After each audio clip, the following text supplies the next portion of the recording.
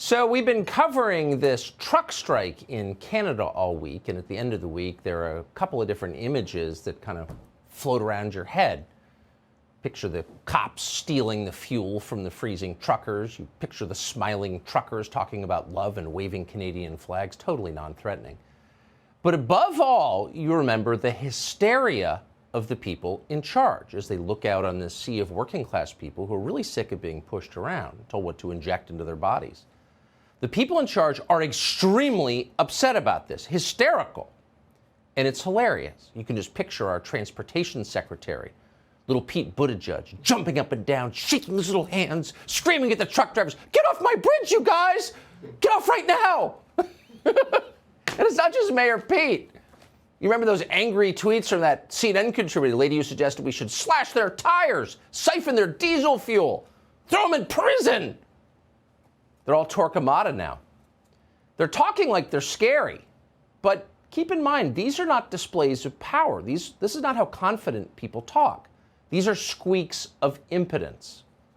Our leaders are furious at the truckers because they know there's not a lot they can do about the truckers. They don't know anything about trucks, for one thing.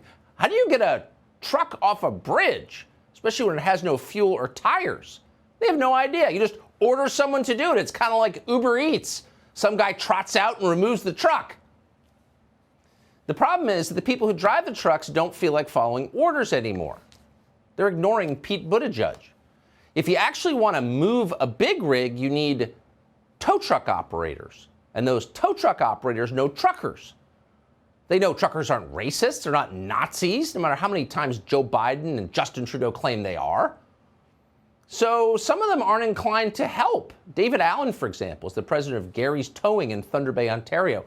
He told Canadian media, quote, "We have all the capabilities on our tow trucks to do it, but I don't think anyone would want to." Another tow truck operator called Randy Wan said that even if tow truck operators wanted to help carry out Pete Buttigieg's orders, it would be very hard. Quote, "In the end, the trucker's going to say whether you're taking that truck away or not." Now, there are technical reasons for this, which apparently don't teach at McKinsey. It turns out that trucks are heavy. They have air brakes and steel-belted tires. Some of the truckers remove their tires completely. So what now? Now's when you start to panic, and they definitely are.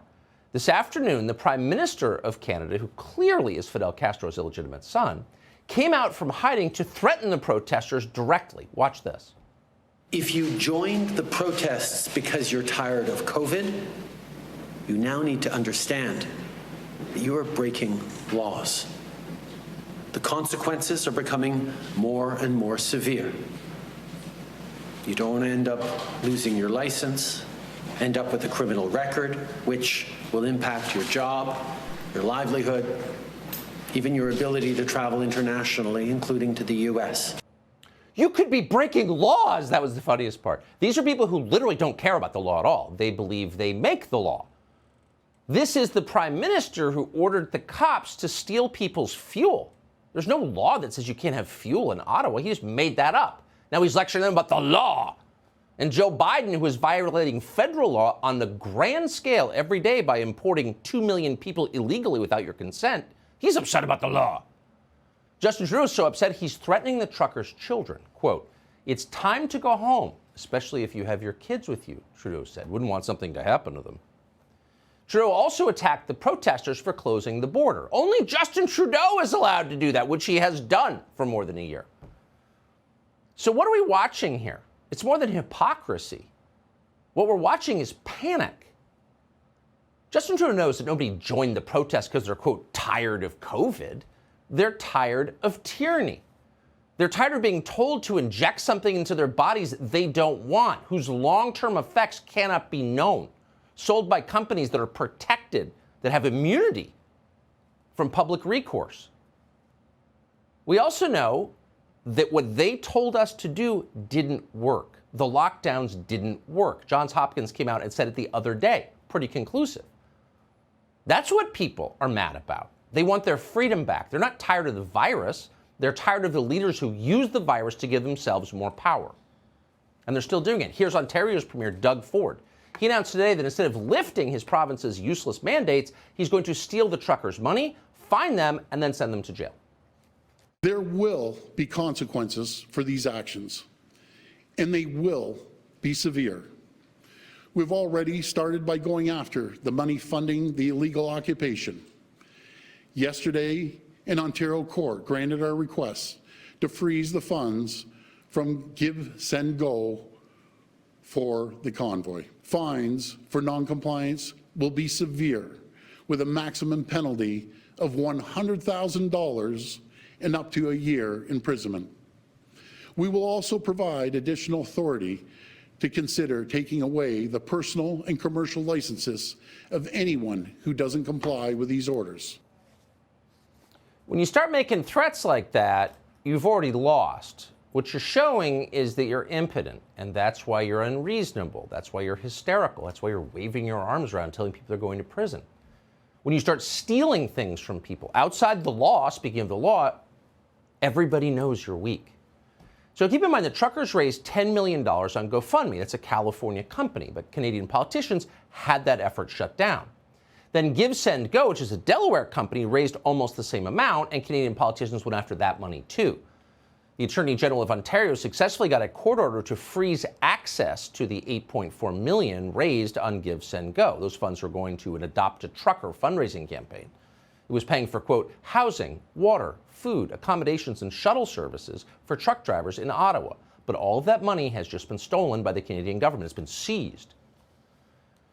All of this is pushing people away from government-issued currencies because they're in control of lunatics like the guy you just saw, and they're moving toward cryptocurrencies like Bitcoin. Just like 18-wheelers on bridges, blockchain is pretty tough for the authorities to control. Therefore, here's how you know it's a threat. The crypto guys must be white supremacists. And lo and behold, that's exactly what they're now telling us. It's an avenue not just to make a lot of money or lose a lot of money, but it's also an avenue for money laundering, and it's also a place where white supremacists apparently are taking options. I mean, it's problematic at best in so many ways. It's problematic at best. How do people like that get on television? There should be an IQ requirement. But by putting dumb people in the anchor chair, they're perfectly compliant to the people in charge. Crypto is white supremacy. But the hysteria gives them away. As a trucker called Danielle Sersel explained in Ottawa last night, these people are terrified. They're afraid of losing control. The blockade of the Windsor Bridge panicked them. They blocked the Ambassador Bridge.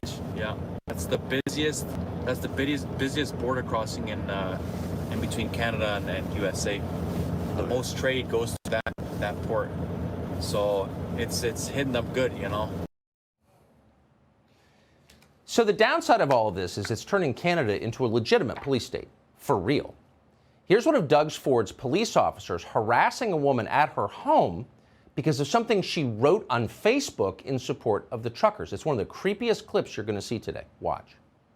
This is just some information about peaceful protests. That's all it is. Okay, so you saw something on my Facebook? No, on the Facebook group. So the Ontario Provincial Police are watching what people are doing on Facebook in different groups, whether or not they're commenting, participating, liking, and you guys are now doing service calls to give people information about peaceful protest. Yeah, it's just a proactive measure to make sure you understand your rights about peaceful protesting. It's so great. In 2020, the Stasi are chirpy. We're here as a proactive measure to inform you of your rights, not because we've been spying on your social media. So to recap, donating to the truckers is criminal. Saying anything positive about the truckers gets the police to show up at your house. That's why truckers are the new QAnon, Russia, white supremacist extremist threat. Our leaders in this country agree. In Michigan, dopey old Gretchen Whitmer is plotting to attack them with bulldozers. Watch. Do police need to begin arresting people in the blockade? You know, I'm not going to weigh into what how they proceed. I'm going to tell you right now, though, they have to get it done. And using whatever tool it takes to safely and swiftly end this is what we're calling on them to do. Trucker-inspired protests in the U.S., potentially in your state, would you forcibly clear people? Brianna, if people are breaking the law, obviously we'll assess it at the time, but we are working very closely with our federal partners and the state police. The fact of the matter is we're going to do everything we can to prevent that from happening in the first place. working closely with their federal partners, says the human mask lady. Keep in mind, they're not talking about ISIS. These are truck drivers, the people who bring you food. They're unarmed, they're waving Canadian flags and talking about love. A lot of them brought their kids. Should CNN's national security contributors and the neoliberal politicians who are attacking them really weigh into this fight? No, because they can't win it. One side is too sympathetic and the other is too loathsome. But they can't help themselves. They are so threatened by disobedience, they rush forward with swords drawn. They know if Canadian truckers can get away with this, the game is over. So they must crush anyone who questions the high priests of neoliberalism. And that category includes plenty of people on the right, obviously, but tellingly, it includes plenty of people who aren't on the right, but just feel like thinking for themselves. It includes anyone who invests in Bitcoin, as we said. It includes Sikh truck drivers in Ottawa who now work for Putin, and Joe Rogan, who's now a racist, and David Portnoy, who's now a sex offender, and Tavis Smiley, who's now a serial harasser. Those aren't right-wingers, they're just people who dared to say what they think. That slander hasn't worked. And it won't work here. You can't cancel a bridge full of 18-wheelers and shame them into driving away. They're going to try it tomorrow. There's going to be a showdown in Windsor, Ontario. We'll see what happens. But the rest of the world has already learned the lesson, which is if you resist, if you say, I've had enough, peacefully, cheerfully, with love, they have to pay attention. The only thing they pay attention to. Hey, Sean Hannity here. Hey, click here to subscribe to Fox News YouTube page and catch our hottest interviews and most compelling analysis. You will not get it anywhere else.